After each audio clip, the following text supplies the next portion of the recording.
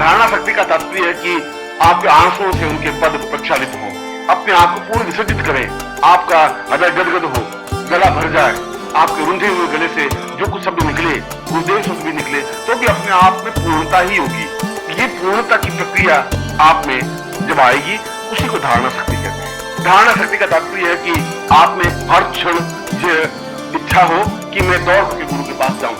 ये अलग बात है कि आपकी मजबूरी हो और आप नहीं पहुंच सके। ये अलग बात है कि आपका शरीर साथ नहीं दे और आप नहीं जा सके। ये अलग बात है कि सामाजिक परिस्थितियां हो और आप नहीं जा सके। नहीं जा सके वो अलग चीज है, मगर आपकी उत्कंठा, आपकी तीव्रता, आपकी इच्छा, आपकी भावना इतनी तीव्र हो कि आप हर क्षण एक छटपटाहट आपके मानस में बनी रहे कि मुझे हर हालत में गुरु के पास पहुंचना है, और यदि मैं नहीं पहुंचता हूं तो एक छटपटाहट, एक बेचैनी, एक अभाव, एक रिक्तता अनुभव हो। ये रिक्तता अनुभव होना, ये छटपटाहट अनुभव होना धारणा शक्ति को पुष्ट और प्रबल बनाता है। तब एहसास होता है कि जीवन का भाग अपने आप में एक महत्वपूर्ण भाग है, क्योंकि कोई मेरा है जिसके पास मुझे जाना है, कोई मेरा है जिसको प्राप्त करना ही जीवन का लक्ष्य उद्देश्य है, कोई मेरा है जिसके हाथों में अपना हाथ देकर के मैं निश्चिंत हूँ,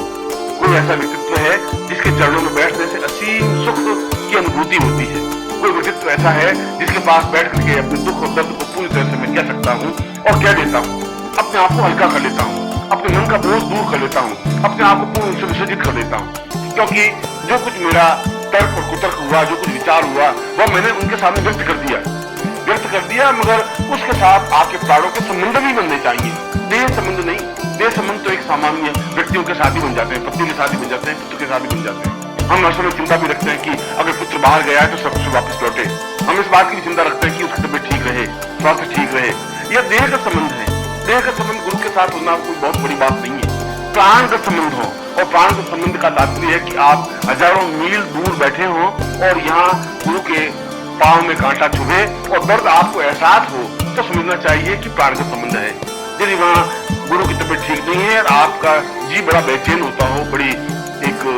छटपटाहट महसूस होती हो, ऐसा लग रहा हो कि जैसे कुछ खो गया है, कुछ खाली खाली सपन है, कुछ गड़बड़ है, कुछ ऐसा है जो कुछ ठीक नहीं है, अगर ऐसी छटपटाहट, ऐसी वेदना होती है और मालूम नहीं पड़ता कि ये वेदना क्यों है, ये छटपटाहट क्यों है, किस कारण से है, मगर कुछ है,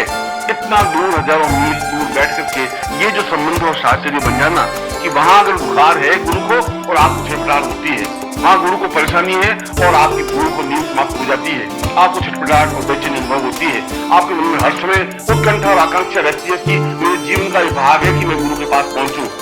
और गुरु जिस तरीके से खुश हो, प्रसन्न हो, उस तरीके से मुझे खुश और प्रसन्न करना है, मुझे अपने आप को समर्पित कर देना है। वो मुझे किस प्रकार से उपयोग करते हो ये उनकी इच्छा पर निर्भर है। वो मेरे देह का उपयोग करते हैं, मेरे प्राणों का उपयोग करते हैं, मेरे जीवन का उपयोग करते हैं, मेरे धन का उपयोग करते हैं, ये उनकी इच्छा पर निर्भर है कि वो मुझसे क्या काम लेना चाहते हैं। मैंने तो अपने आप को उनको समर्पित कर दिया है, वो जिस प्रकार से चाहे मेरा उपयोग करें और वे उपयोग करें और हम अपना उपयोग करने दें। इसको धारणा शक्ति कहा गया है, इसको जीवन की पूर्णता कहा गया है, इसको जीवन का आनंद कहा गया है। यह ध्यान के आगे की प्रक्रिया है, और इस प्रक्रिया को प्राप्त करने से, इस गुरु की सामित्यता प्राण चेतना के माध्यम से, प्राणों से संबंध स्थापित करने से जीवन में परिपक्वता आती है। फिर ध्यान प्रक्रिया से आप अलग नहीं हटेंगे, फिर आपके देह तत्व से आगे प्राण तत्व और चेतना तत्व और चेतन तत्व से ब्रह्म तत्व तक आप पहुंच जाएंगे, फिर ब्रह्म तत्व से वापस पीछे नहीं हटेंगे।